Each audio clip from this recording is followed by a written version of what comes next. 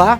Começa agora o programa Ministério Público em Ação, onde você se informa sobre cidadania e direitos. O destaque desta edição é uma entrevista sobre atos infracionais. Vamos falar sobre as consequências legais da má condução de adolescentes na internet. E mais, violência contra o idoso. Ela pode estar escondida em palavras e ações muito comuns do dia a dia. Com as mudanças na lei, todos podem denunciar. Fique ligado no nosso programa e confira também uma nova forma de se comunicar com o Ministério Público para denunciar irregularidades e buscar proteção para os seus direitos. Eu sou João Cavalcante e esta é uma produção do Ministério Público do Tocantins, em parceria com a TV Assembleia.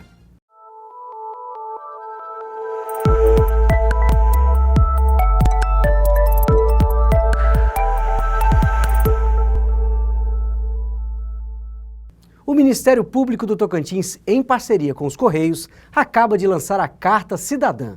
Saiba como funciona e como utilizar essa nova forma de contato com o Ministério Público. Agora você tem mais uma forma de se comunicar com o Ministério Público do Tocantins. É a Carta Resposta. Se a obra pública do seu bairro foi paralisada, o dinheiro sumiu e ninguém deu explicação. Se o transporte escolar não funciona bem, coloca os estudantes em risco. Se o atendimento na unidade de saúde não aconteceu porque faltam materiais básicos, você pode falar sobre essas e outras irregularidades. A carta-resposta pode ser encontrada nas agências dos Correios em todas as cidades do estado. Basta solicitar, preencher e postar. Tudo de forma gratuita. Sua mensagem vai chegar até uma unidade do Ministério Público, que vai atuar para garantir os seus direitos e o bem-estar da sua comunidade. Ministério Público do Tocantins, conectando você com os seus direitos. Acompanhe a partir de agora uma entrevista com o tema O Adolescente nas Redes Sociais, consequências jurídicas das condutas ilegais.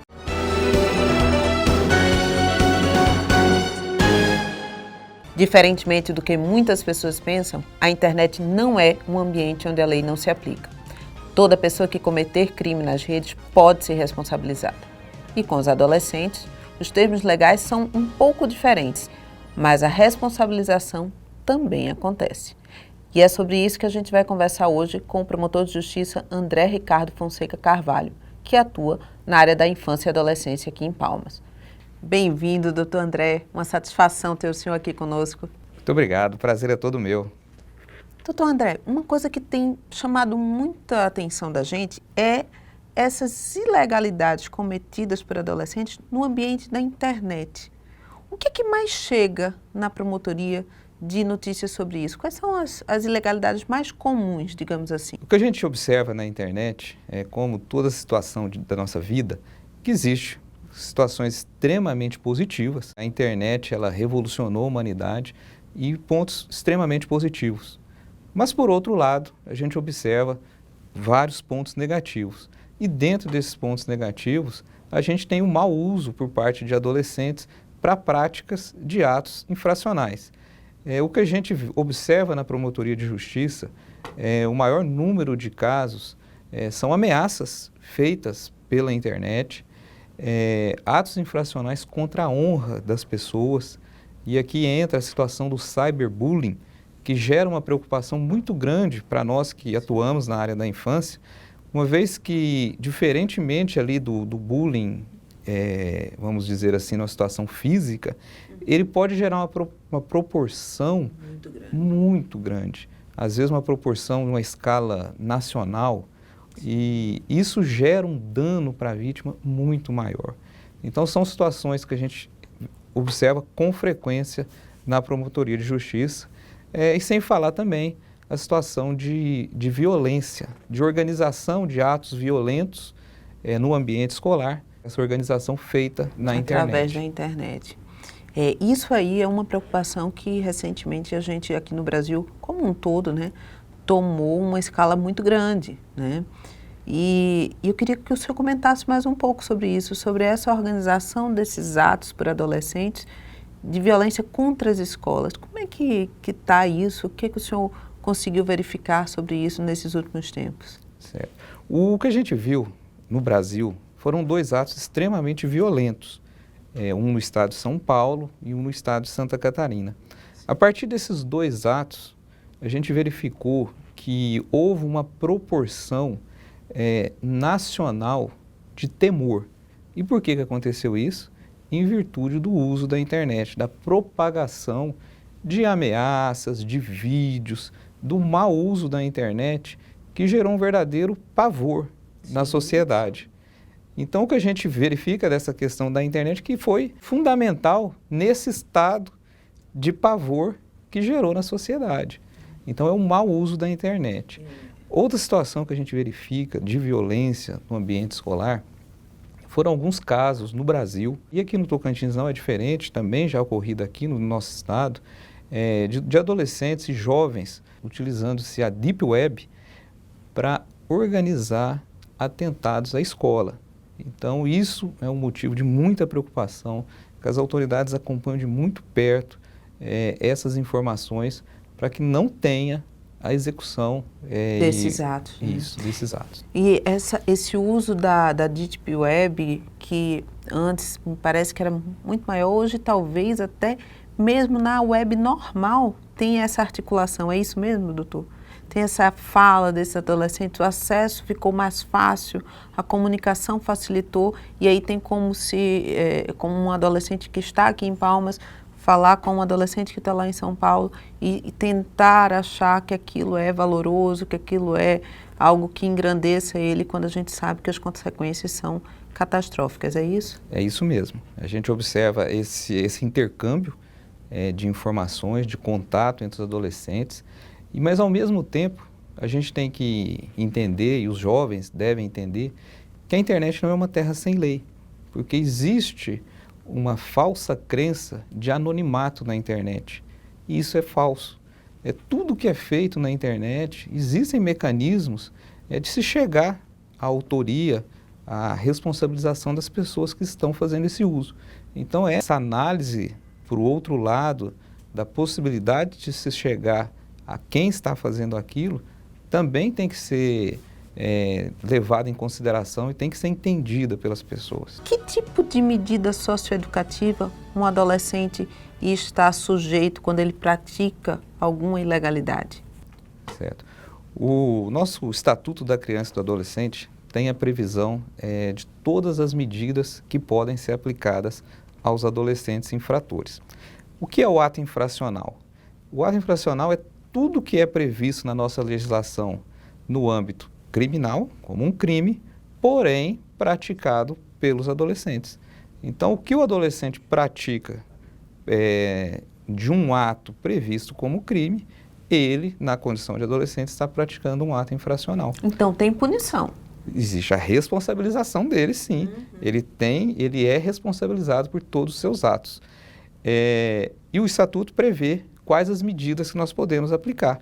A primeira, a mais simples, que é a advertência, pode ser uma liberdade assistida, que é um acompanhamento desse adolescente por um período mínimo de 6 meses, por uma equipe técnica, multidisciplinar, como um assistente social, um psicólogo, que faz todo o acompanhamento dele na situação familiar, de escola, necessidade de acompanhamento psicológico, inclusão em programas de jovem aprendiz.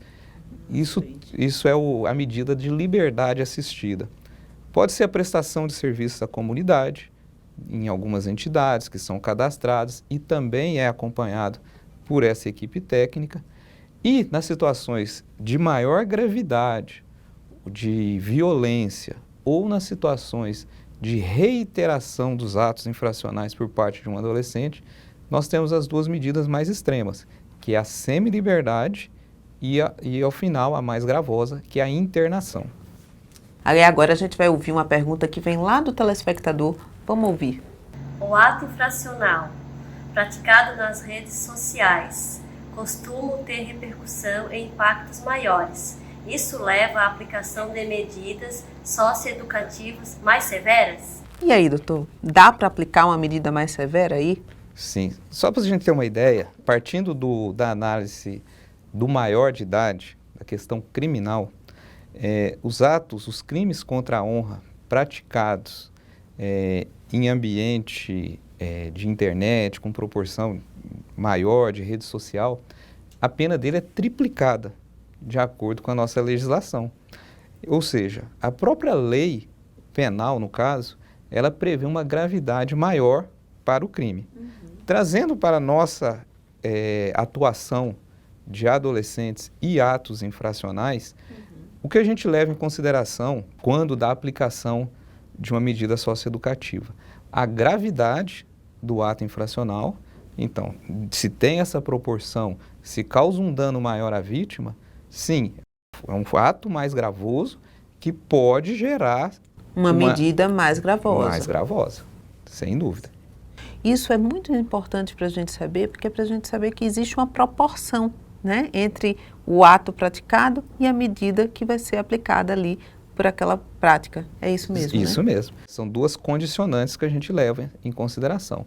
A gravidade do ato infracional e as condições pessoais do adolescente. Então, se existe uma reiteração de práticas por um adolescente, essa medida socioeducativa, ela vai se tornando mais gravosa. Existe uma escalada, né? Queria que o senhor explicasse para a gente uma situação que chama muita atenção. A gente falou muito sobre adolescente praticar ato infracional. Mas e se uma criança, ou seja, um menor de 12 anos, usa a internet também para praticar esses atos? Dá para punir? Como é que a gente vai aplicar essa disciplina? Tem como aplicar? Não se aplica nada? Como é que é? Eu queria que o senhor explicasse isso. Certo. A responsabilidade da prática do ato infracional e da medida socioeducativa, ela é para os adolescentes a partir dos 12 anos.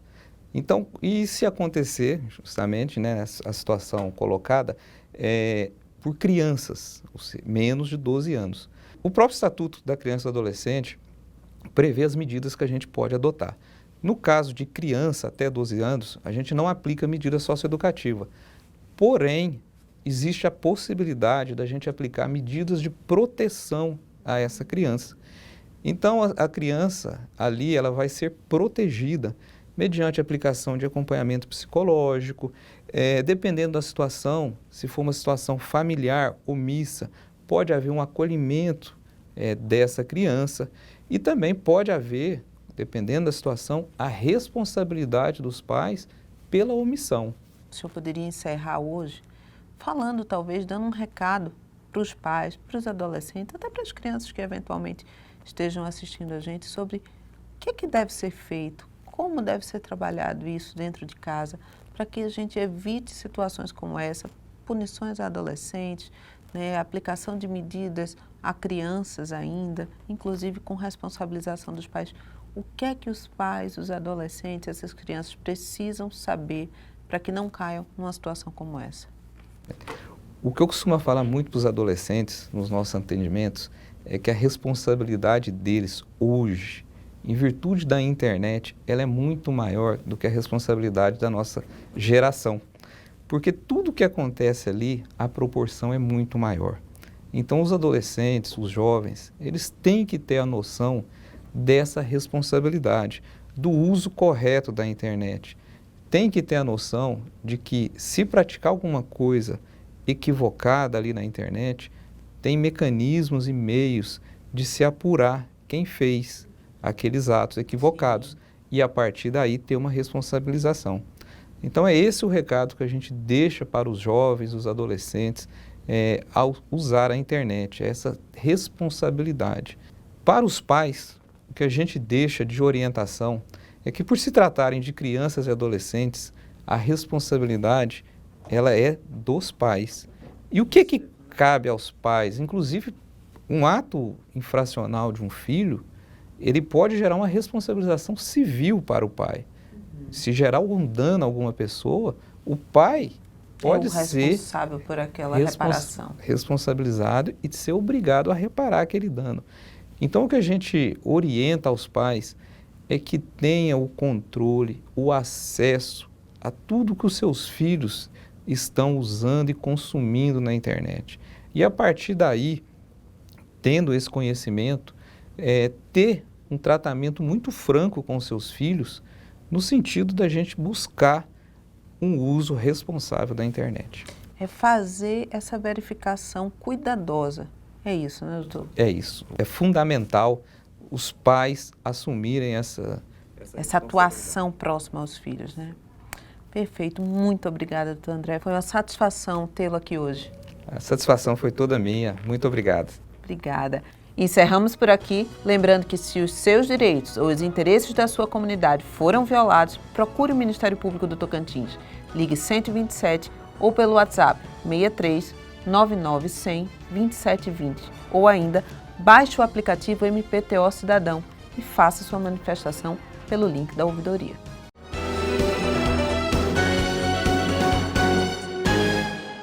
Violência contra o idoso. Confira alguns aspectos jurídicos sobre esse assunto, inclusive algumas mudanças que facilitaram a denúncia desse tipo de crime.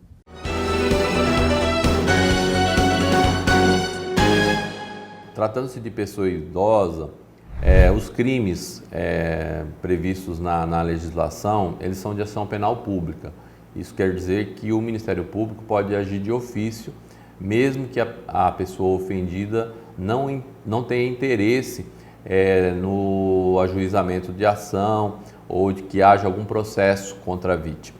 Nós temos na nossa legislação previsões de crimes contra idoso, tanto no Estatuto do Idoso, que é a Lei 10.741 de 2003, quanto no Código Penal. O Estatuto do Idoso ele trata dos crimes de discriminação, né, contra a pessoa idosa, conhecido também como etarismo, que são aquelas situações em que o idoso ele é impedido de exercer os seus direitos, como realizar operações bancárias, como ingressar num transporte coletivo, realizar algum contrato, simplesmente porque se trata de uma pessoa idosa, mas se ela está no seu juízo perfeito, ela não está interditada, ela não pode ser impedida de exercer os seus direitos. E no Código Penal nós temos a figura do crime de injúria em razão da condição de pessoa idosa, que ocorre quando alguém submete a vexame ou profere ofensas morais contra uma pessoa idosa, usando como argumento o fato dela ser uma pessoa idosa. E aí existe uma pena que recentemente foi alterada pela Lei 14.532 de 2023, que estabelece penas de 1 a 3 anos de reclusão. Vamos relembrar sobre o serviço de atendimento às vítimas de crimes e atos infracionais violentos. Como funciona e como buscar ajuda. O Ministério Público do Tocantins deu mais um passo em seu trabalho de proteção dos tocantinenses. Com a criação do Núcleo de Atendimento às Vítimas de Crimes e Atos Infracionais Violentos, foram iniciadas ações de acolhimento, assistência e orientação às pessoas que sofrem as consequências de momentos difíceis e traumáticos. O NAVIT oferece assistência psicológica e orientação jurídica às vítimas e também aos seus familiares que estejam precisando desse auxílio, tudo de forma gratuita. Um importante apoio para a superação, oferecido pelo Ministério Público e por um conjunto de universidades parceiras. Se precisar, conte com a gente.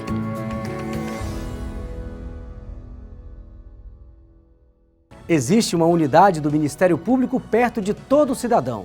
Hoje vamos conhecer a Promotoria de Justiça de Araguaçu.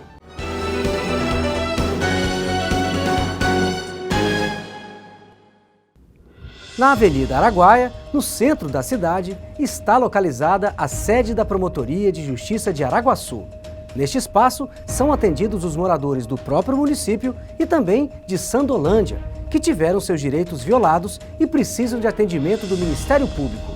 Vale lembrar que quem preferir pode se comunicar com o Ministério Público sem precisar se deslocar até lá, falando com a ouvidoria pelo telefone 127, pelo site mpto.mp.br ou pelo aplicativo MPTO Cidadão. Um novo projeto do Ministério Público do Tocantins está mobilizando os estudantes de várias faculdades públicas e privadas. Saiba mais! Com o projeto Saber MP Democratizando o Conhecimento, o Ministério Público do Tocantins está cada vez mais próximo da comunidade acadêmica, recebendo os estudantes ou indo até as universidades para momentos de diálogo e aprendizado.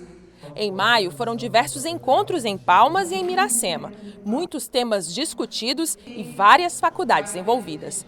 Sempre com palestras em que os promotores de justiça apresentam assuntos relacionados à defesa da cidadania e dos direitos coletivos, falando das suas experiências no Ministério Público e abrindo espaço para o debate com alunos e também com professores.